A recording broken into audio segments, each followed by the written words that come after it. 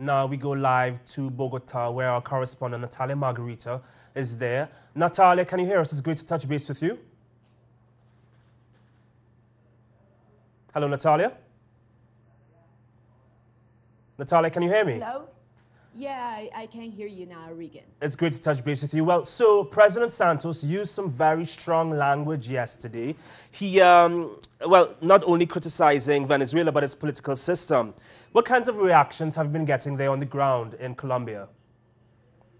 Yeah, in fact, President Juan Manuel Santos, not just yesterday, but just a couple of minutes ago, referred again to the big difference between the economic models of both countries. And it was within this context that he referred to Bolivarian revolution as a system that, according to him, is self-destroying. He also said that he don't believe that the Bolivarian revolution is working out. And in the wake of these remarks by President Santos, basically what social leaders and analysts here in Colombia has been saying is that it is very important to insist in respectful dialogue, which means to not interfere in other countries' internal affairs, as it was the case of the reference that Juan Manuel Santos did to Venezuela economic model. There also have been voices saying that President Juan Manuel Santos should, when it comes to economic model, he should start tackling finally some issues in Colombia. For instance, let's remember that in the latest agrarian census here in Colombia, and the results that were released just less than a month ago, it was exposed how the rural areas in Colombia are living under extreme poverty. For around 40% of Colombian campesinos are living under poverty. Also, the issue of human rights here in Colombia.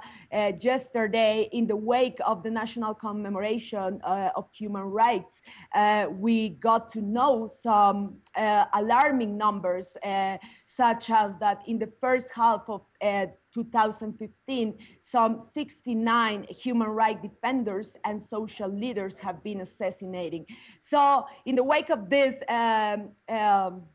these references that Juan Manuel Santos have been doing regarding the neighbor country, the social leaders and activists here in Colombia have been calling the government to tackle our internal affairs rather than criticizing other countries' internal affairs. Understood. Well, yesterday the Colombian foreign minister was at the UN in New York. Today it's the turn of the Venezuelan foreign minister to chat with the UN Secretary General Ban Ki-moon.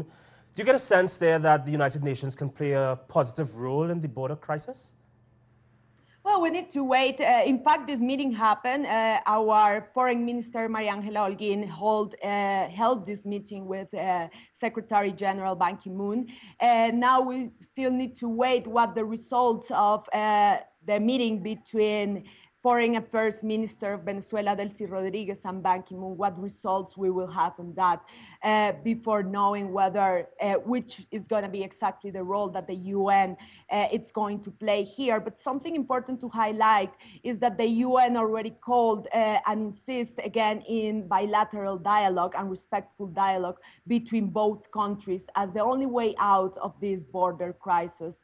The representative of the United Nations Development Program for Latin America and the Caribbean said that the UN has expressed its concern regarding the humanitarian crisis, but I insist that the UN is calling rather for a bilateral and respectful dialogue.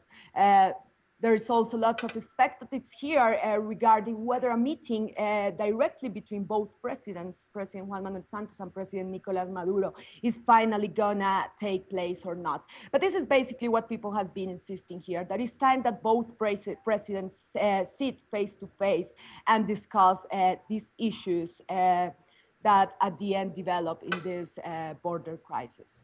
Natalia, back at the border, we were hearing word that towns and villages close to the border were really benefiting from the paramilitary activity. What's happening with those towns right now?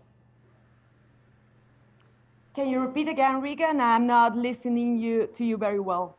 The towns and villages close to the Colombia-Venezuela border that were previously benefiting from the paramilitary activity, from the smuggling basically, who were previously benefiting.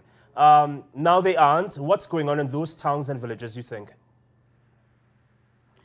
Well, I mean, people here, the government itself, the Colombian government itself has acknowledged that there is a problem of paramilitarism operating in the border, that the smuggling, in fact, it's a problem that no one can deny.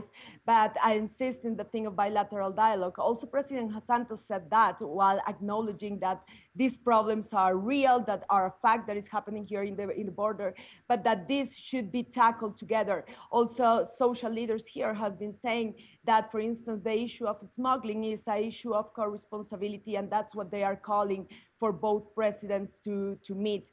Now, in terms of paramilitarism, it's also well known here that Colombian paramilitaries not just have been operating in this side of the border, meaning the Colombian side of the border, but that in a way, and that's the term that many social leaders use here, that Colombia has been exporting paramilitarism, and not just to Venezuela, Reagan, but also to other neighboring countries, as is the case of Ecuador. It's definitely an issue that Colombia has to tackle, and especially in the wake of a peace process as we're facing right now. So much happening, Natalia. We're glad you're there, by the way, and we know that you'll continue covering this. Thanks for the great reporting. Back to you, Regan.